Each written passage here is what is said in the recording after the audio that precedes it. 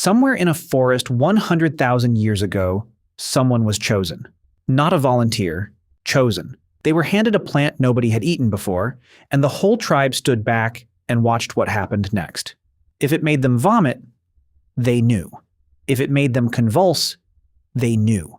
If they didn't wake up the next morning, they knew that too. This wasn't cruelty, this was survival. And it happened over and over again for hundreds of thousands of years, until it became something stranger than a test. It became a system. There are over 300,000 plant species on Earth.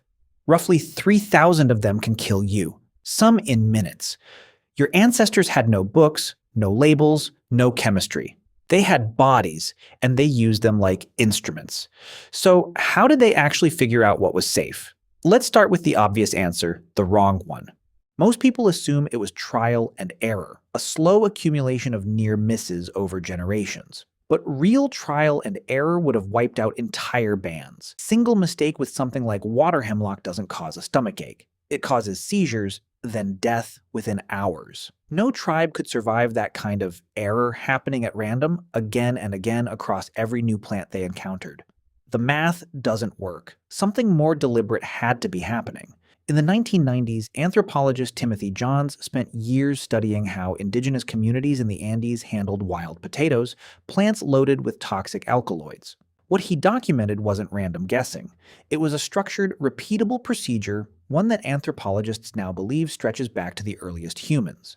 Scientists call it bioassay by trial, but that clinical name hides how brutal the actual process was.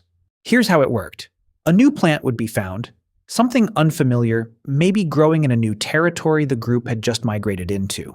The first step wasn't eating it, it was smell. A sharp, bitter, almond-like scent could mean cyanide compounds, a rule your body still uses today. That's why raw almonds and apple seeds smell exactly the way they do.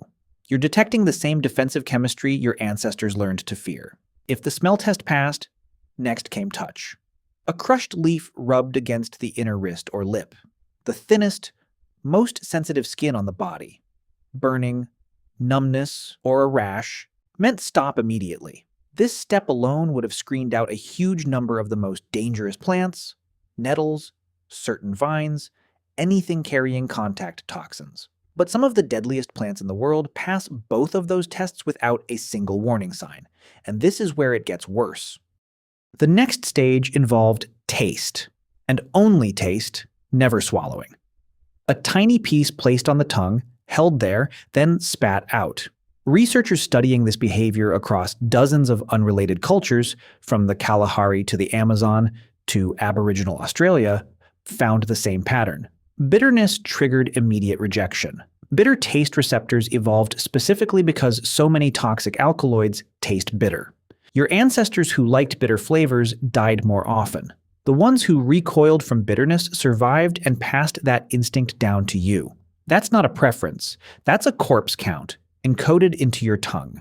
If a plant made it past smell, touch, and taste, it moved to the final stage. And this is the part that should horrify you. Someone had to actually eat it, not the whole tribe.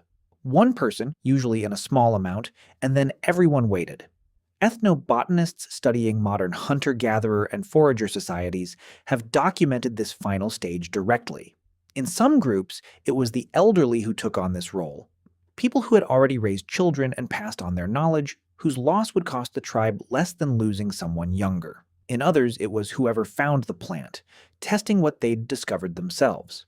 Either way, someone's body became the final instrument, and the entire group learned from what happened to it.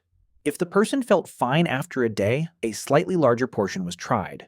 If they still felt fine, the plant slowly worked its way into the group's accepted diet.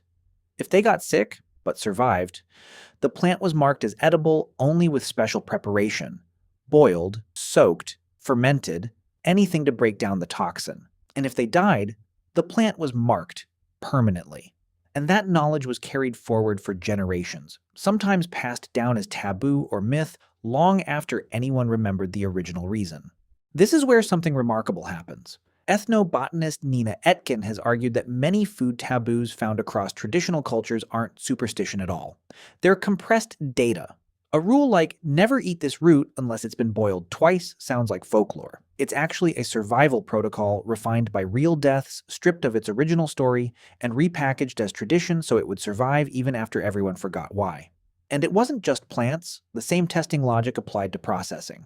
Cassava, a root vegetable that still feeds hundreds of millions of people today, contains cyanide compounds in its raw form, enough to kill. Somewhere, someone figured out that soaking it in water for days, then drying it, then cooking it, made it safe. Nobody knew about cyanide. Nobody understood chemistry. They only knew what happened to the people who skipped a step. Here's what's stranger than the process itself. This wasn't a one-time invention. It happened independently over and over on every continent humans reached. Groups in South America, Africa, Asia, and Australia, completely isolated from each other for tens of thousands of years, arrived at nearly identical testing sequences. Smell, then touch, then taste, then a small dose, then time. That's not coincidence. That's convergent evolution of behavior, the same brutal math producing the same solution every single time, because there was only ever one solution that worked. And the cost of that solution was never zero.